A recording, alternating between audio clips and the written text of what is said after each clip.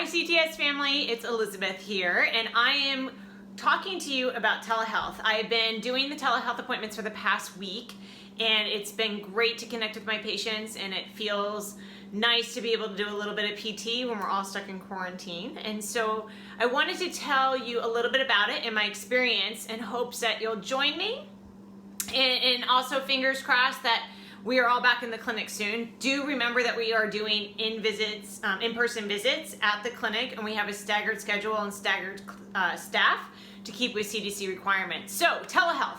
Some of the things I've learned is one, lighting is important, as not just for me, but it's also for you. So I've learned time of day makes a difference depending upon where I'm doing the appointment, and having room to move around. So that is helpful for doing some exercises. I've rearranged my house a few times in order to create better lighting and also have some room to move around. And you'll probably be seeing parts of my house as I give up some videos out for us to keep moving. But for one thing is, if you can think about that, the next is the room to move around.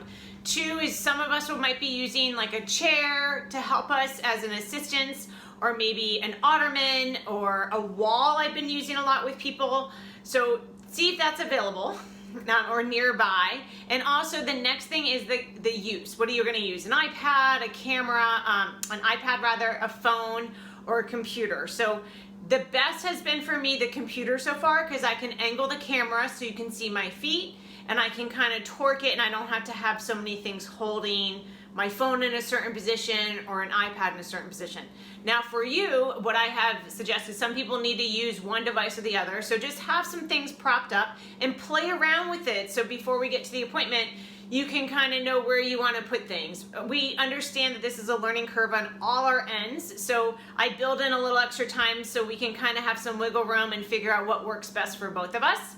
And last but not least, a couple things about what app do I use or how do I actually see you. So we use Zoom, we have used WhatsApp, I've used FaceTime.